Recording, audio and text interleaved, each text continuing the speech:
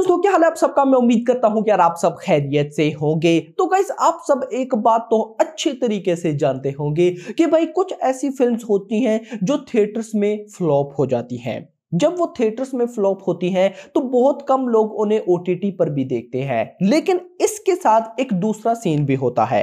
कुछ फिल्म्स जो थिएटर्स में बहुत ज्यादा हिट हो जाती हैं, फिर जब वो ओटीटी पर आती हैं तो ओटीटी पर वो डबल हिट होती हैं। यस, और एनिमल एक ऐसी फिल्म है जिसका अभी ओटीटी पर आने का वेट सबसे ज्यादा हो रहा है।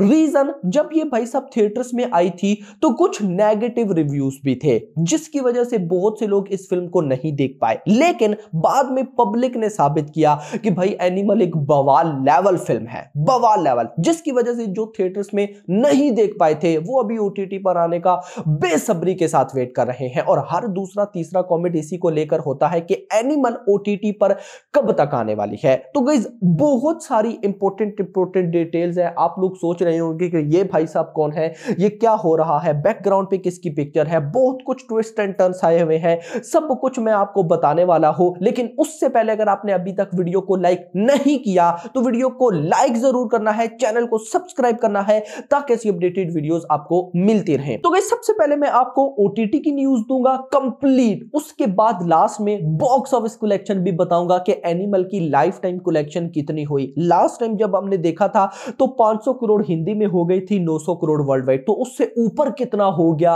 वो भी देखते हैं। लेकिन सबसे पहले ओटीटी की कंप्लीट न्यूज देखते हैं कि क्या ट्विस्ट एंड टर्न्स आए हुए हैं। तो अभी गाइस 2 से 3 दिन पहले हर जगह पे ऑफिशियल हो गया था, मेकर्स ने तो नहीं बताया, लेकिन सोर्सेज से न्यूज आ गई भाई, सब इनसाइड न्यूज आ गई कि 26 जनवरी 26 तारीख को भाई साहब हमें एनिमल, इसी 26 जनवरी को हमें भाई साहब एनिमल ओटीटी पर देखने को मिल जाएगी। इस मूवी का भाई साहब जो ओटीटी प्लेटफॉर्म है वो है नेटफ्लिक्स। नेटफ्लिक्स के ऊपर ये ओटीटी पर रिलीज होनी थी 26 जनवरी को।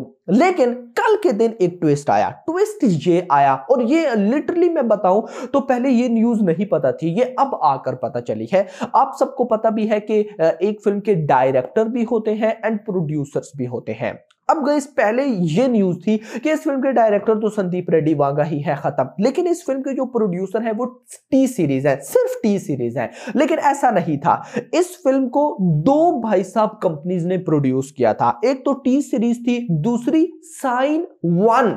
यस, नाम है साइन वन प्रोडक्शन हाउस। ये साइन वन प्रोडक्शन हाउस मुराद साहब की है भाई साहब। इन्होंने भी एनिमल को प्रोड्यूस किया था। डिफरेंस 50-50 नहीं था, डिफरेंस था 65 एंड 35, यानी कि 65% समझो कि प्रोड्यूस करना था क्या नाम है टी सीरीज ने, 35 करना था मुराद साहब यानी कि साइन वन ने। और सेम इसी तरह प्रॉफिट शेयरिंग भी थी, यानी कि इस फिल्म ने जितना भी कमाया, जो भी बॉक्स ऑफिस कलेक्शन होगी, उसका जो प्रॉफिट निकलेगा वो प्रॉफिट 65% मिलेगा टी सीरीज को, एंड बाय साइन वन को मिलेगा 35%। बट उल्टा हो गया। उल्टा ये हो गया कि जो टी सीरीज है उसने भाई साहब जो 35% बनता था साइन वन का वो भी उनको नहीं दिया, वो 35% भी खुद रख लिया, यानी कि 100% खुद रख लिया प्रॉफिट।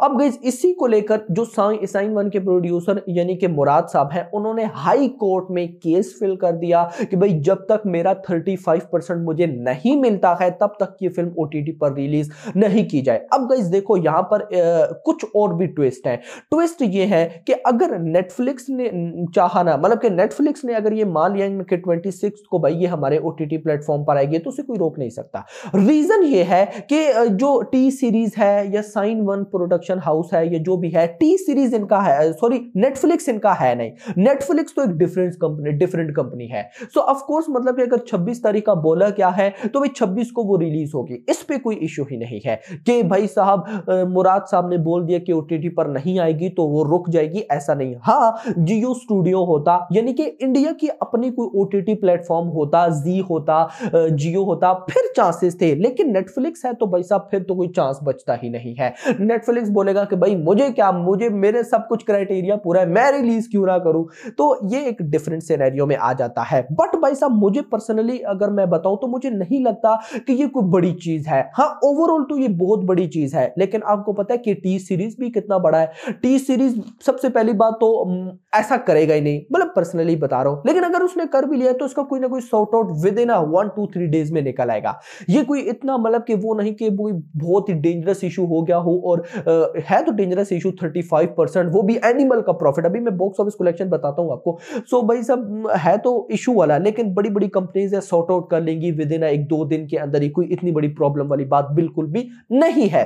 नाउ भाई साहब ये फिल्म अब भाई साहब ओटीटी पर 26 को आएगी या नहीं आएगी, तो अगर मैं अपना पर्सनल ओपिनियन आपको बताऊं तो 26 आने में अभी भी 7-8 दिन है। मैं अगर आप डेट चेक करूं, मैंने डेट नहीं चेक की, तो भाई साहब आज डेट है 17 और 26, यानी कि 8 से 9 दिन है। तो भाई साहब 9 दिनों के अंदर क्या ये मामला सॉर्ट आउट नहीं होगा? भाई 110% 1-2 दिन में हो जाएगा। तो आप मानकर चल सकते हैं 26 तारीख 26 ऑफ जनवरी वो दिन होने वाला है जिस दिन नेटफ्लिक्स के ऊपर आपको एनिमल देखने को मिल जाएगी। एक्सपेक्टेड है कि भाई साहब नेटफ्लिक्स पर इसकी ड्यूरेशन 3 घंटे एंड 30 मिनट होगी, क्योंकि संदीप रेड्डी वांगा ने जब इस फिल्म का CBFC सर्टिफाइड किया था तो कुछ सीन को कट किया था, यानी कि ज्यादा नहीं, नॉर्मल बिल्कुल कुछ 2-3-4-5 मिनट के होंगे, तो वो भी सीन ऐड किए जाएंगे। सो अब hope for the best, let's see देखते हैं क्या होता है। तो फिलहाल जो भाई ओटीटी की एनिमल की रिलीज डेट है वो 26 ऑफ जनवरी ही है, ये बिल्कुल पोस्टपोन नहीं हुई है। हाँ, पोस्टपोन हुई, आगे चली गई, कोई ट्विस्ट और आया तो मैं आपको जरूर बताऊंगा, लेकिन फिलहाल आप 26 ऑफ जनवरी मान के चल सकते हैं। यस मेरा भाई।